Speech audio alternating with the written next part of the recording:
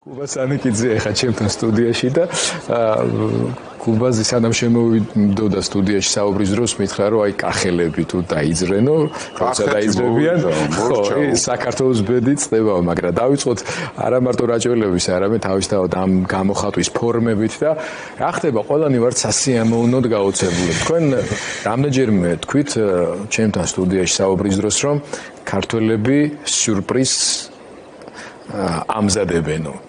რა იქნებოდა ეს სიურპრიზი, არავინ არ ვიცოდით, მაგრამ გუშტელი რუსთაველის და არა მარტო მისი შემხედვარე, ყველანი მიხვდით, რომ რაღაც ახალი, ძალიან მნიშვნელოვანი და ამავე დროს რაღაც ძალიან ძველი ხდება ამ ქვეყანაში. ჩვენ ვარ ძალიან ძველი ერი, ოღონდ განახლების დიდი რესურსით. პირველ რიგში მინდა მოგესალმოთ ძვირფასო მეგობრებო, მაგრამ მინდა ცუდი ამბავით დავიწყო. ძალიან სამწუხარო ამბავი მოხდა. ისე ღამით ხანძარი იყო ვაკეში და დაიღუპა მე ხანძრე მაშველი, ახალგაზრდა ბიჭი. აი დღეს გავიგე ეს, აი გული ჩამწყდა რა, გული ჩამწყდა მოვალეობის შესრულების დროს დაიღუპა და მინდა მოგისამძიმროთ. კედელი გადმოინგრა და მთელ ოჯახს მინდა მოგისამძიმროთ ძვირფასო მეგობრებო და მთელ საქართველოს მინდა მოგისამძიმროთ, იმიტომ რომ ჩვენ ერთი დიდი ოჯახი ვართ. აი რომ ამბობენ ახალ წელსაც შევხვდებ ერთმა მკითხა და მეოთხე ოჯახში თქვა და სახში არა მეოთხე ჩემი ოჯახი იქ არის რუსთაველზე არ. მინდა მოგილოცოთ ძვირფასო ქართველებო აი ძველის გაღვიძება რა, დავითის სულის გაღვიძება, დიდგორულის სულის გაღვიძება. გუშინ იყო ჩემი სულის 64 იყო რა, ჩემი პირადად, იმიტომ რომ ახლა არ დავიწყებ მანდამაინც დიდ თავდაბლობას, მაგრამ თუ ვინმე მიცის საქართველო რა არის, ქართველი ხალხი რა არის, ერთ-ერთებად მე ვარ, იმიტომ რომ ისეთ ოჯახში გავიზარდე, სადაც ყურთასმენა და აზრის როცა გამიჩნდა პირველი ალბათ დედასთან ერთად სიტყვა იყო საქართველო. ჩემს ოჯახში მარტო საქართველოზე იყო საუბარი, ხო და მე ვიცი, ეს საიდუმლოებით მოსილი ხალხია, ქვეყანა არის. რა შვება ეს ქართული გენეტიკა, ხო? აი როდის აჯანყდება, როდის ვულკანის ძალა აქვს. გუშინ ჩვენ ვიხილეთ გიორგი ბრწყინვალის შემდგომ ასეთი ერთსულოვნება, აი ეროვნულ მოძრაობა გვახსოვს ჩვენ, მაგრამ აი ასე გამოხატულად, ხო? 600 წელი გავიდა გიორგი ბრწყინვალის მერე, ხო? დიდი გვირგვინოსნის. აი მთელი საქართველო რო იყო მოსული, მეგრელები როგორ მოდიოდნენ, რაჭველები როგორ, სვანები როგორ მოდიოდნენ, რა გარეგნობის არიან, ხო? აჭარამ რო შავი ზღვის სურნელი მოიტანა, მესხები რომ მოდიოდნენ მეგაფონში ვეფხისტყაოსნიდან ციტატებს იხსენით, ყველაზე დიდი მესხი და ყველაზე დიდი ქართველი და მასპინძლები იყვნენ მესხები რუსთაველის გამზირზე, აბა ვის გამზირზე ვიკრიბებით, ხო? ყველანი ვინც იყო, არაგველები იყვნენ, მთა მოვიდა, მოწყდა, მთა და მოვიდა, ფხოვი მოვიდა, ხო? და დღეს კახეთი მოვიდა, ხალხო. დღეს ვარ ბედნიერი, იმიტომ რომ ყველა დიდი გამარჯვება, მათ შორის სამხედრო გამარჯვებები კახელების მარჯვენის გარეშე არ ხდებოდა რა. ჩვენი უბედურება იყო წანის რატო, იმიტომ კახელები არ მონაწილეობდნენ იქა და მაშინ დავიღუპეთ და მაშინ უკუღმა შეტრიალდა ჩვენი ისტორია და თბილისი დაეცა და ეს დღეს კახეთი მოვიდა, ერეკლეს გვარდია მოვიდა, ქიზიყი მოვიდა. სხვათა შორის არის სიმბოლიკა, ამაში პრეზიდენტთან მოვიდნენ და კახეთი შეიკრიბა. სალომე ზურაბიშვილი მიტინგზე მოვა კახური გვარდიით ახლა, ხო? ქიზიყი, კაცო, თავისუფალი მხარე ვინ აკადრებდა ქიზიყს ბატონს, ხო? და მოურავები მართავდნენ მეფის სახელით, ვინ იყვნენ მოურავები? ანდრონიკაშვილები იყვნენ ბიზანტიის იმპერატორის შთამომავლები, ხალხო. არა ნაკლები. ბიზანტიის იმპერატორების შთამომავლებზე ნაკლები მოურავე არ უნდა ყოლოდა ქიზიყს რა. ქიზიყი საერთოდ ორჯერ კახეთია რა. ხო და სრული კომპლექტია ერთიანი საქართველოს. აი უხარია ყველა დიდი ქართველის სულს უხარია. ამაშიც სიმბოლიკა. ხო იცი, როცა მარჯს დაკარგავ და ქოცებს მარჯი აქვს დაკარგული უკვე რა. ყველაფერი უკვე მაგამოსდე. სცენა მოიპარეს, სცენა პარიები არის. ყველაფერს ხო იპარავენ, ტელეფონებს იპარავენ, ფეხსაცმელებს პარავენ, მომიტინგებს. რა დღეს ჩაგარდოთ ამ ბიძინამ ხალხო? რა დღეში ხართ ჩაცვენილი? და სიმბოლიკა არის იმაში, რომ ილიას და აკაკის ძებთან გამოვა ახლა საქართველოს პრეზიდენტი, ხო? რა შეეხება სალომე ზურაბიშვილს, ხო? ახლა არ არის იმისი გარკვევის დრო, ვინც რა გვაქვს ადრე ნათქვამი. დავასრულოთ ხალხო ესა.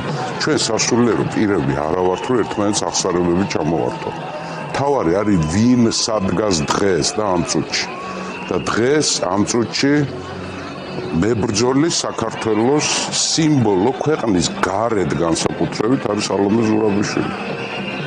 ეს ასეა. მოწონება, დაწუნება, სიძულვილი, ხანდახან სიყვარულიც, ხო? ხანდახან დაგაბნევს ხოლმე ადამიანი. ჩვენ ვართ ერთ სულ და ერთ ხორცს. და ახლა აუცილებელი არის პრეზიდენტის მხარდაჭერა, იმიტომ პრეზიდენტს უნდა კონდეს ძლიერი ლეგიტიმაცია ქართული ხალხისგან, რომ დასავლეთში და უცხოეთში კონდეს მას სიტყვა სათქმელი და იდეალური კომბინაცია ეწყობა გიორგი. ეს არის ფანტასტიკა არის. აი სიზმარში მგონია თავი. აი ამდენი ხანი ვიცოცხლე ამისთვის, რომ ეს მენახა ერთიანი საქართველო, ერთი სული, ერთი ხორცი, ერთი ისტორია, ერთი აწმყო და ერთი დიდი მომავალი. ჩვენ ძალიან მაგარ ქვეყანას შევქმნით, ქვეყანა მაგარი გვაქვს, ძალიან მაგარ სახელმწიფოს შევქმნით. ესეთი ქრისტეს მიერი სამართალი იქნება და აი ამ ქვეყანაში მართლა ნეოქრისტიანობა მოდის საქართველოში. ახალი გადანათვლა მოდის ამ ქვეყნის და ქოცები რო ეძებენ ორგანიზატორს, ძვირფას ქოცება, მე მინდა გითხრათ ვინ არის ამ აქციების ორგანიზატორი. ოღონდ იმას თქვენ ვერაზუსს ვერ მოერევთ. უფალია. ამ აქციების ორგანიზატორი არის უფალი. მაცხოვარი ჩვენი იესო ქრისტე. იმიტომ ასეთი სასწაულები ასე მექანიკურად არ ხდება. კოლექტიური გონი არის, კოლექტიური სული არის შთაბეული. ამდენი ხალხი და ასე ერთიანად, ერთი ინსტინქტებით, ერთი გონებით, ერთი სულის კვეთებით, ერთი შეუპოვრობით, ერთი უშიშრობით, რას მიედმოედონ გიორგი აღარიციან, დღეს დაიწყეს, ესენი ხო ქართველობის სადარაჯოზე არიან, ეს უწიგნურები ესენი. ეს გაუნათლებელი ხალხი და ქალებმაო როგორ გაბედეს ხორო მიცეკვეს. ვაი თქვენს პატრონს ხალხო, რა დღეში ხართ ხალხო? ძველი რომაელები ნახეთ, როცა პომპეუსი რო შემოვიდა, ქალები ომობდნენ პომპეუსის წინააღმდეგ და რომში ხმაგავარდა, რომ პომპეუსიო იბერიაშიო ამორძალებს ებრძოდა. თამარის ქვეყანაზეა ლაპარაკი, ქეთევანის ქვეყანაზეა ლაპარაკი, მებრძოლი ქალების ქვეყანაზეა ლაპარაკი. ქართლის დედას ახედეთ ზემოთ, ხმალი უჭირავს ხელში. და ვინმე დაუშლის ამ ქვეყანაში, საქართველოში, თამარის ქვეყანაში, ვინმე მამაკაცი, რომელიც დაუშლის ქალს საბრძოლო ცეკვას? და ის რა ის ქართველია, მე რა დღეში ხართ ხალხო, რა დღეში ხართ? დაღუპულები ხართ. ქართულ ქალებზე როცა საუბრობ, არ მინდა რომ აი ეს თემა ჩვენი საუბრის ეს ნაწილი ისე გავატაროთ, რომ მაყურებელს არ ვაჩვენოთ დღეს ანწუხელიძის მარში განიმართა, ასე თქვა, ქართველი გმირები თავისუფლებისთვის და ამ სიტყვებს რო ვამბობ, შინაგანად ღელვა მიტანს, იმიტომ რომ რუსების მცდელობა ქართველი გმირების მიტაცების თავისთავად ამაზე დიდი ამორალობა ქართულ ისტორიულ სინამდვილეში რთული ადამიანმა წარმოიდგინო და ამ ხრივაც ამ პროპაგანდამ ბევრს დაუბნელა გონება, ხო თქვა და ქალებზე რადგან საუბრობთ, მინდა რეჟისორს ვთხოვო, გავუშვათ ნიკოლოზ შანავას დედის კომენტარი, რომელიც ზუსტად აი ამ მსვლელობის დროს შავწერეთ. ნიკოლოზ შანავას დედა, რომელიც უკრაინაში დაობყული ახალგაზრდა ქართველ მებრძოლზე ვსაუბრობ ჩვენ, ნიკოლოზ შანავას პორტრეტით მოდიოდა ანწუხელიძის მარშში. მოდიოდა ეს ქალბატონი ძალიან ბევრ აქციაზე გვინახავს ჩვენ, თავისი შვილის ნაცვლადაც დადის, მაგრამ მისი შვილიც ამ ქალის გამოვლინება არის, გმირობაც. ეს დედა არანაკლები და კიდევ უფრო დიდი გმირი არის და ეს დედები, რომლებმაც ასეთი შვილები გაზარდეს და მინდა ვთხოვო რეჟისორს, რომ მივცეთ ეს ნაწყვეტი, მოусმინოთ მას და შემდეგ გავაგრძელოთ საუბარი.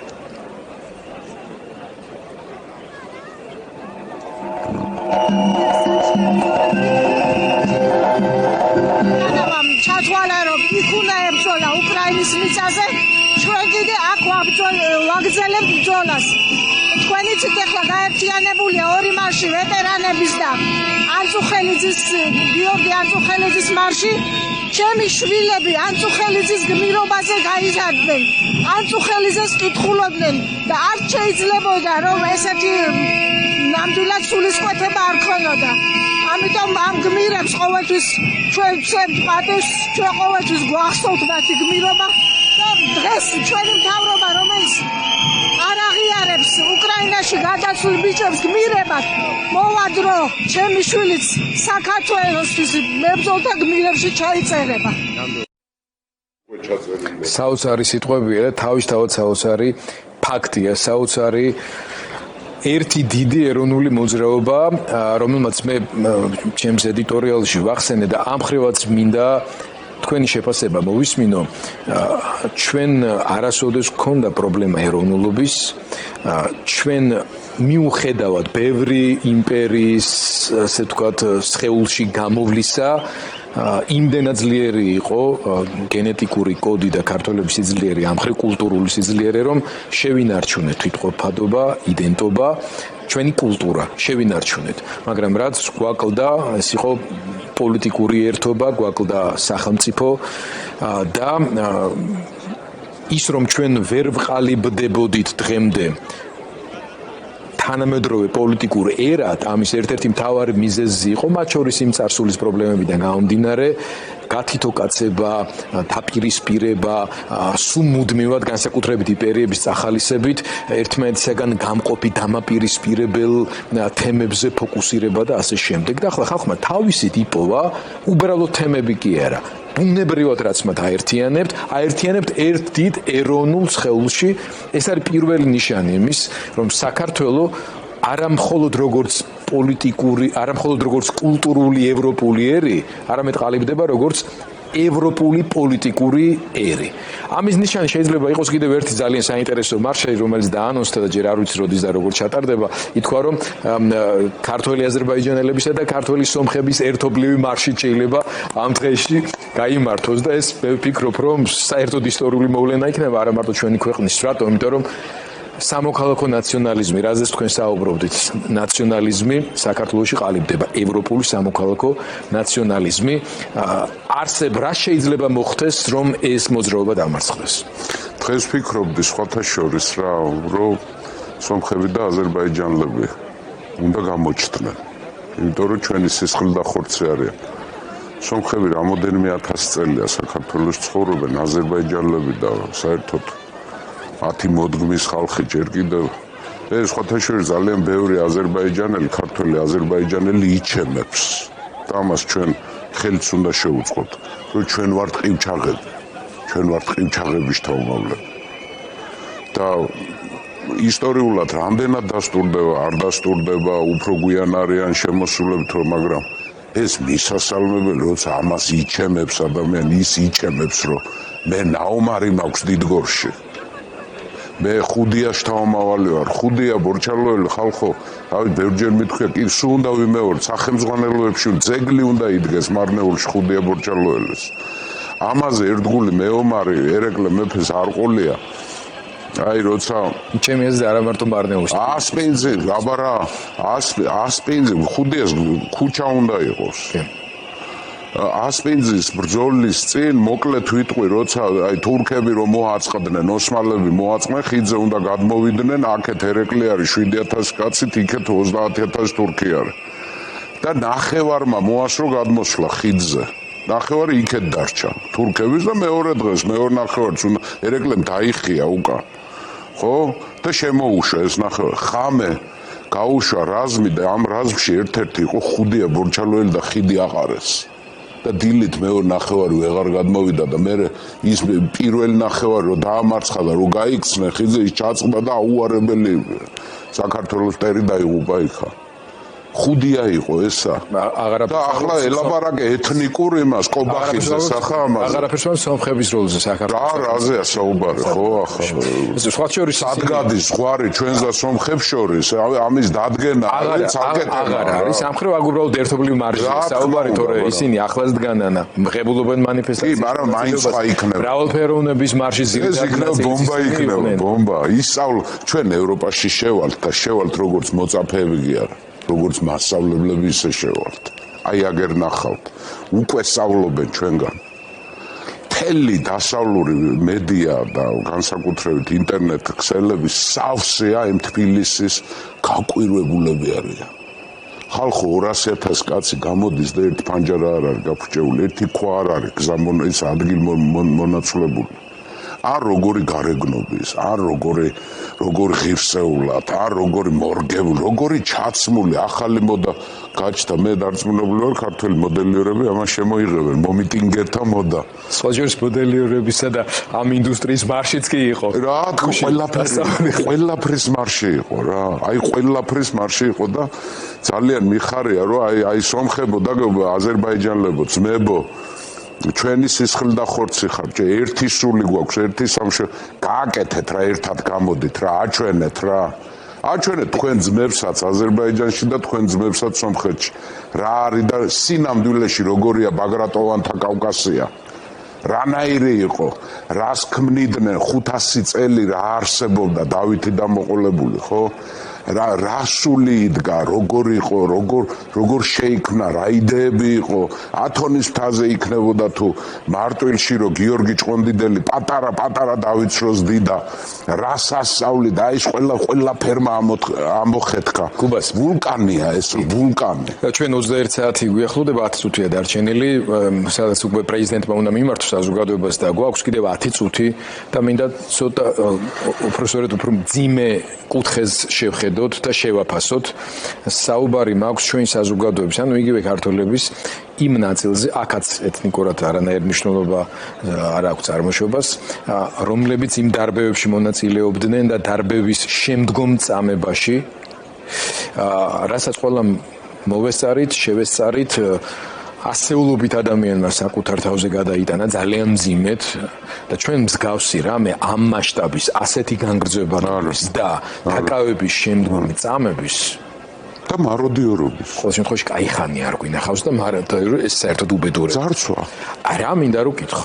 მე ველაპარაკე აქციის იმ მონაწილეებს, მსხვერპლს დავარქვათ ასე, რომლებიც ამ სასტიკი მოპყრობის მსხვერპლი გახდნენ მას შემდეგ, რაც დააკავეს. ანუ თავად ცემის დროსაც ბევრს ველაპარაკე, რაც ხდებოდა ქუჩაში, მაგრამ იმ დროს კომუნიკაცია არ ხდებოდა, ხო? ანუ პირდაპირ ფიზიკური დაპირისპირება იყო. აი მერე რო გაყავდათ, ურტყავდა, რას ეუბნებოდნენ, რა ტიპის დიალოგში შემოდიოდნენ, თუნდაც შეურაცხყოფას აი რა სიტყვები დაყენებდნენ და ესეთ წარმოდგენა ჩამომიყალიბდა ამას მერე გამოძიება აჩვენებს, რომ ესენი არიან ადამიანები გასამხედროებული, ზოგი არის ასე ვთქვათ პოლიციის თანამშრომელი, საგანგებო რა ქვია ეს წევრი ასე შემდეგ რაღაცა, მაგრამ ერთი და იგივე ფრაზები არის, ხო?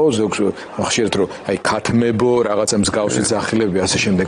შალვა რამიშვილის მიმდევრები არიან. რაღაცა დიდი უბედურება არის უკვე დატრიალებული, რომლის შედეგიც არის ეს ყველაფერი. ანუ წლების განმავლობაში ის როგორც ახლა თავიანთ პროპაგანდისტული საშუალებები წარმოიდგინეთ გაშლილ სივრცეში ურეცხავენ ადამიანებს თავს, თქვენ წარმოიდგინეთ აი ამ ჩაკეტილი ტიპის უწყებებში რა ხდება, ყაზარმებში იქნება თუ ასე შემდეგ და ასე შემდეგ. ამ ადამიანებს შეუცვალეს მტერიც და მოყვარეც. და აი ეს გულანთებული ქართველი პატრიოტი ახალგაზრდა უქციეს მტრად და პუტინის წინაშე მუხლებზე მხოხავი დეგრადირებული ქართველის პროტოტიპი უქციეს გმირად. აი ამ ხალხს რას ეტყოდი და რა უნდა ვუყოთ მათ მას შემდეგ, როგორ უნდა მოვექცეთ, რაც საქართველოს გამარჯვებით დამთავრდება ეს მნიშვნელოვანი ბრძოლა. არის ორი სამართალი არის რა, ერთი საფრთხო სამართალია და მეორე საკაცო. სხვათა შორის ბიზანტიას ყავდა ასეთი იმპერატორი ლევ ისავრიელი რა. არაბები აწვებოდნენ კონსტანტინოპოლი დაეცნობდა 700 წლით ადრე, რომ არა ეს კაცი. ლევი სავრიელი, რომელმაც გადაარჩინა ბიზანტიის იმპერია და დაიწყო რითიც რეფორმები. სასამართლო რეფორმებით დაიწყო. კორუფცია გაიტანა ისა და მის შემდეგ ბიზანტიაში ნებისმიერ ეს სოფლის სასამართლო იწყებოდა ამ სიტყვებით რა. საკაცო სამართალი შუამავალია საღვთო სამართალთან. ანუ ორი სამართალი არის. საკაცო სამართალი ეს არის კანონმდებლობა, უნდა დაისაჯონ. აუცილებლად უნდა დაისაჯონ, იმიტომ რომ ქვეყნის ღალატი და მით უმეტეს სადიზმში გადასული და მოროდიურობაში გადასული. ხო, უნდა დაისაჯოს. და საღვთოში დაისჯებიან, იმიტომ ქუჩაში თავს ვერ გამო, მათი გვარები უნდა გავიგოთ რა. აღარ შეიძლება წახალისება ღალატის რა. აღარერთის შემთხვევაში აღარ შეიძლება. თან როგორ აქვს შეხედე ტექსტები აქვს დაყენებული ნეგატიური და პოზიტიური. ყველა იძახის რომ იმაში 2008 წელს ვარ ნაომარ ტყუილია. ჩემ შვილებზე და ჩვენ შვილებზე უმცროსები არიან რომ შეხედა თვალებში ამოიცნო პაზაგშია თუ არა. ეს აქ რა ასე უთხართ რომ აი მე ვიბძოდი, ვინ იბძოდით, სად იბძოდით? ვინც იბძოდა 2008 წელს უკრაინაში ომობს ახლა.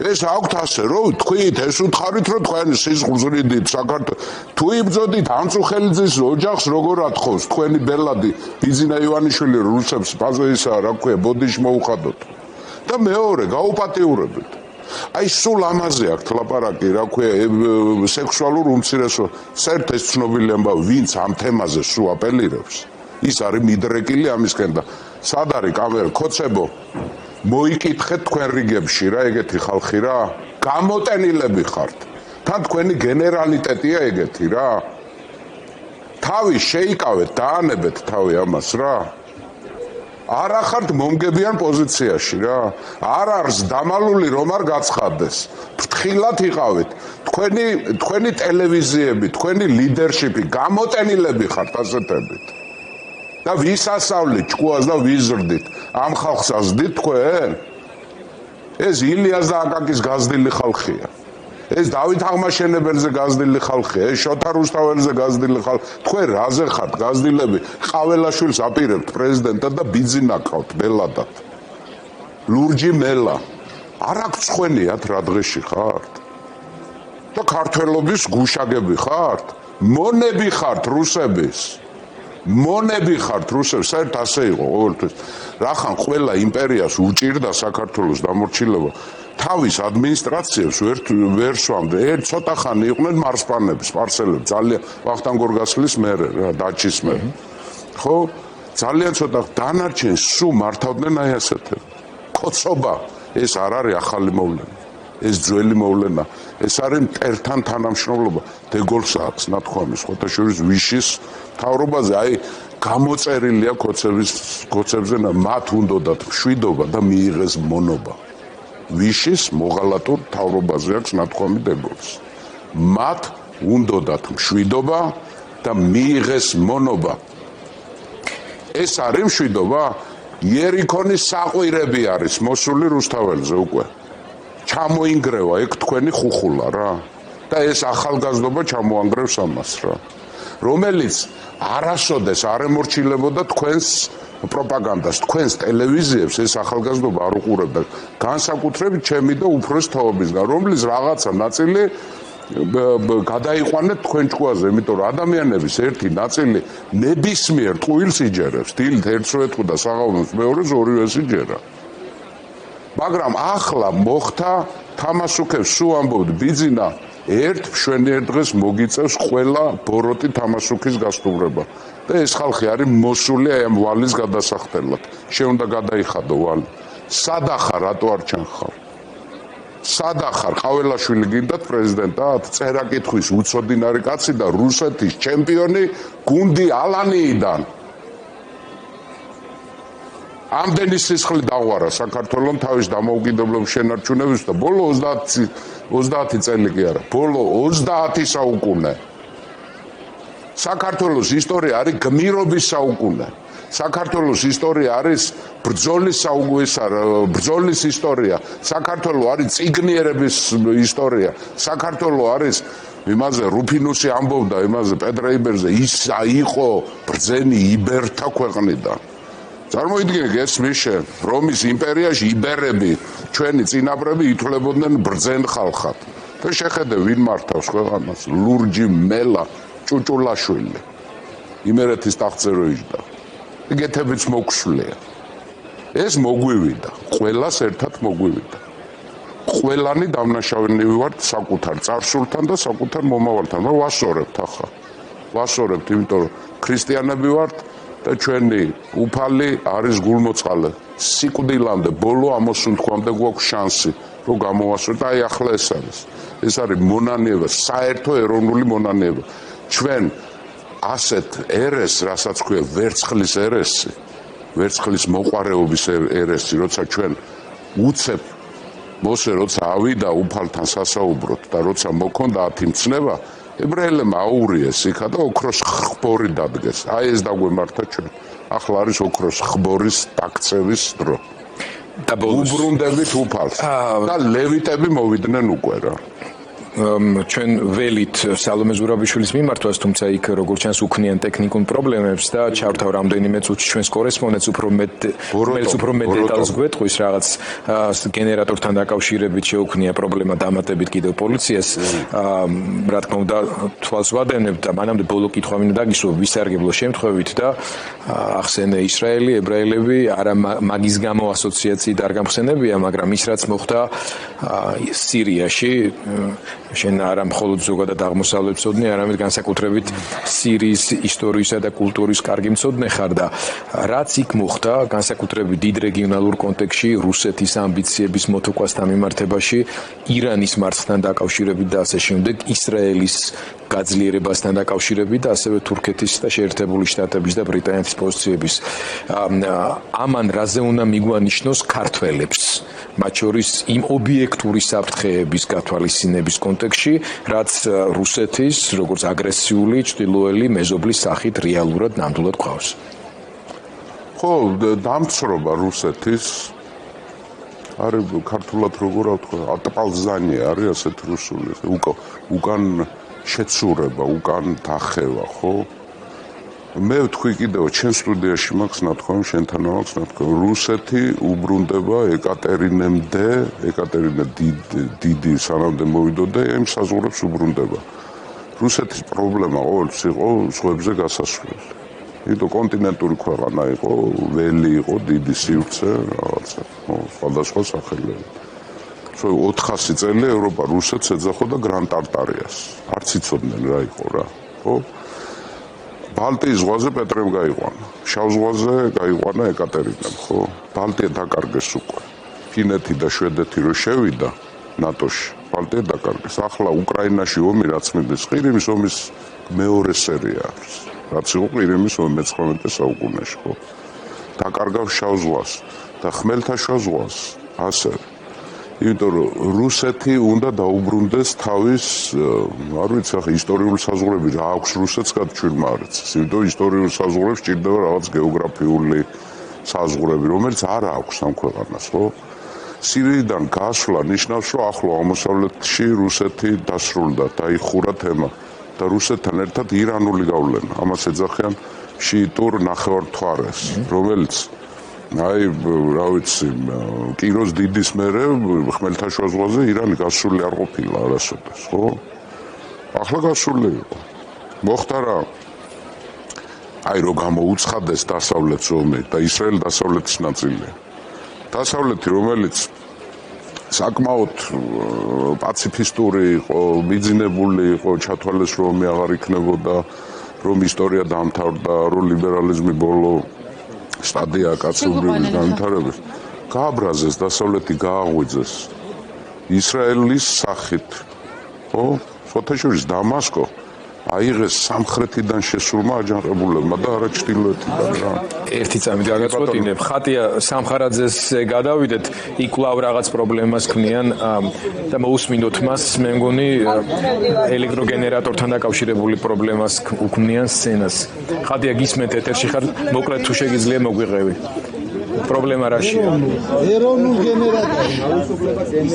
რამდენიმე სერიანი წინააღმდეგობის შემდეგ ახლა დადგა გენერატორების ჯერი მიუხედავად იმისა, რომ კოალიცია ცვლილებებისათვის წარმომადგენლებმა შეძლეს აპარატურის ნაწილის მიტანა პირველი სკოლის მიმდებარე ტერიტორიაზე. ახლა კვლავ შექმნეს პრობლემა გენერატორებთან დაკავშირებით, მათ შორის ელენე ხოშტარიას კვლავ ჰქონდა შელაპარაკება საპატრულო პოლიციის წარმომადგენლებთან და ის უხსნიდა, რომ სულ ცოტა ხანში უნდა დაიწყოს პრეზიდენტის სიტყვით გამოსვლა, ამიტომ ახლა არ არის არანაირი შეფერხების დრო, ხოლო საპატრულო პოლიციის წარმომადგენლებმა მას უთხრეს, რომ უნდა შეამოწმონ გენერატორის ზომა.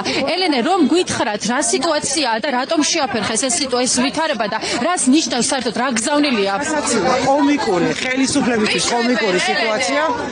გვიშვებენ, ისე გვიშვებენ. აი, ახლა როგორც ელენე ხოშტარიამ გითხრა, ეს პრობლემა მოიხსნა, ის გაყვება ავტომობილს რუსთაველის გამზირისაკენ, აგრეთვე კოალიცია ცვლილებებისთვის სხვა წარმომადგენლებს, მათ შორის ძალიან უცნაურად ემთხვევა სიტუაციის განმუხტვას. და შესაბამისად წინაზეც ესე იყო, როდესაც ჩაგხდეთ მომენტალურად იმ მომენტში განიმუხტა სიტუაცია და სცენის გადაადგილების საშუალება მიცეს. ახლა ამდენი ხანი გაჩერებული ჰქონდათ გენერატორი და ის ავტომანქანა, რომელთაც ის გადაქონდა, ჩაგხდეთ და გაატარეს და გაათავისუფლეს. რაღაც სასწაულები ხდება ჩვენს ეთერში. ეს ნახევრად ხუმრობით სიმართლე გითხრა, ვერაფრით ვერ ხვდები ამ ტიპის შეყოვნებებით რისი მიღწევა სურთ. ესე ვთქვათ, ამ რეჟიმს რა უნდა რომ გააკეთოს ამითი, გაუგებარი არის. პრეზიდენტ ზურაბიშვილის გამოსვლა აუცილებლად შედგება, შეიძლება ის უკვე ზუსტად 9 საათზე ვეღარ დაიწყოს, მაგრამ როგორც კი დაიწყება, ხალხიც ადგილზეა, ჩვენც ადგილზე ვართ და რაც თავარია, ყველას ყური არის ღია და მზად იმისთვის, რომ მიიღოს მისი გზავნილები, როგორც საქართველოში, ასევე მის ფარგლებს გარეთ. მე გადმოვინაცვლებ ახლა სტუდიაში, ხატია მიადევნე თვალი, მაგრამ რაც ხდება, თუ კიდევ რამე პრობლემა იქნება, კვლავ შემოგიყვანთ და გუბას ანიკიძემ მივცემ შესაძლებლობას დაასრულოს თავისი კომენტარი სირიაში მომხდარი ამბების გავლენაზე მთლიანად რეგიონზე, რასაც ჩვენებს ეს როგორც გლობალურად რო ავიღოთ, გიორგი, მოხდარა სირიის ამბებმა გვაჩვენა, რომ დასავლეთმა, გლობალურმა დასავლეთმა, დიდმა დასავლეთმა მნიშვნელოვნად შეამცირა და დაასუსტა ორი რეგიონალური სახელმწიფო, რუსეთი და ირანი.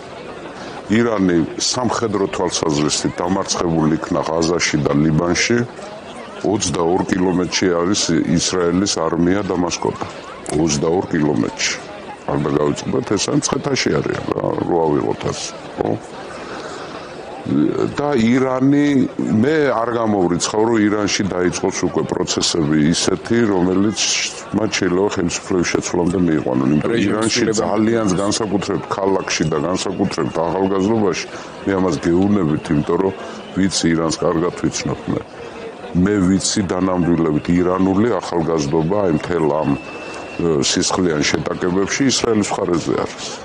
აი გვიანი საბჭოთა კავშირია ხო გახსოვს გიორგი რაც იყო ყველაფერი აკრძალული იყო მაგრამ ყველაფერი დაშვებული იყო ხო და რუსეთი რომელმაც ბოდიში მომითხოვია და დატოვა ახლო აღმოსავლეთი ახლა სირიაში როგორ განვითარდება არ ვიცი საკმაოდ რთული სიტუაცია იქ როგორ მორიგდებიან უმცირესობების უფლებები როგორი იქნება ქრისტიანების ალავიტების შიიტების ასე შემდეგ დრუზების არ ვიცი მაგრამ ნახოთ მაგრამ ფაქტი ერთია რუსეთმა დატოვა სირია ირანმა დატოვა სირია და ლიბანი.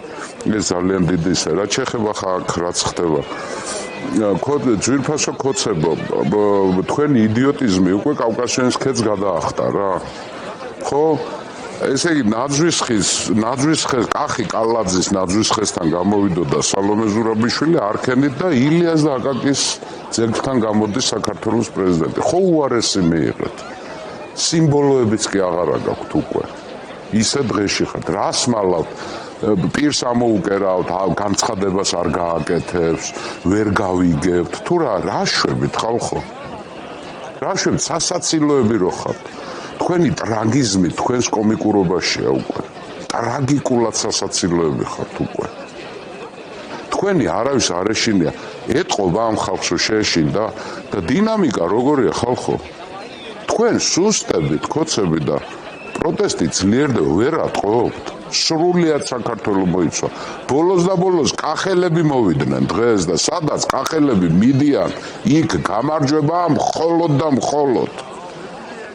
გეუნებით როგორც ისტორიკოსი ამას, როგორც საქართველოს ისტორიის მცოდნე და როგორც საქართველოს მცოდნე და როგორც ამ ქვეყნის მოქალაქე. სადაც კახელი მიდის, იქ არის მარტო გამარჯვება. გაიგეთ ეს ხალხო რა, ნუ რა უბედურებაა რა არის. დაიწყო დასავლეთ საქართველოს და აგერ მოვიდა კახეთი მოვიდა. მიხვდით რაღაცას. ის პლაკატები მაინც წაიკითხეთ რა წერს ის ხალხი. პლაკატებს რა ეწერა? ჭირდება. რა ეწერა არცი პლაკატი? 18 პლუს. ეს კახელებს. მეტია კახელებს ეწერა. საოცრებები ასე ლაღად ასე ერთად გავიმარჯვებთ რა საქართველოს ციტატებს იძახოდნენ მეგაფონში ხალხო სიზმარში ქონია. ციგნებიდან გადმოსული ხალხი. ციგნებიდან გადმოვიდა, საქართველოს ცხოვრებიდან გადმოვიდა, ვეფხისტყაოსიდან გადმოვიდა. გოგოები, ბიჭები. რავა გაუბედეს იმას, ბიძინა აცეკვეთ ხორუმი. მოუხდება ძალიან. აი ბიძინას კი მოუხდება ხორუმი რა. როგორ ქალებმა როგორ გავიგე რა არის? როები საცხოვრობ, თქვენ საქართველოს ცხოვრობ თუ რამე ბნელ ქვეყანაში ცხოვრობ. რომ არა ეს ქალები არ იქნებოდა ეს ქვეყანა. ქეთევანი რო არ ყოფილიყო, აბა კაცები გამუსლიმანებული იყო და გატატრებული იყო ირანში. ქეთევან დედოფალი რო არ ყოლო, იცით ესა? ქალის მონათლულია ეს ქვეყანა, ყველაზე ბედნიერი მართველობა და ყველაზე ბედნიერი წლები თამარის მმართველობის ქვეშ იყო. და ქალმა გადაარჩინა ქეთევანმა. ის გამოდიან და რას იბრიქებით, რა იცით, ამ ქვეყნის ქრისტიანობაზე ერთი მეუნეოდა ქრისტიანობას ებრძვის ევროპა და თვითონ იყო მოუნათლავი და ცოლზე არ ქონდა ჯვარი დაწერილი. საარაკოა თქვენი ამბავი რა. საარაკო, აი ჩვენ შვილებს და შვილიშვილებს ვასწავლით როგორები არ უნდა იყვნენ. მარტო ქართველები კი არა, ადამიანები როგორი არ უნდა იყვნენ. მადლობა გუბას. დიდება უფალს დიდება საქართველოს გაუმარჯოს უკრაინის არმიას. გაუმარჯოს საქართველოს და სხვა შორის საქართველოს თავდაცვის ძალებსაც, რომელსაც მნიშვნელოვანი გამოცდა აქვს ჩასაბარებელი. 29-ში დიდი იმედი მაქვს ქართული ჯარის. ძალიან დიდი იმედი მაქვს და ძალიან მაწუხებს ეს საკითხი რა.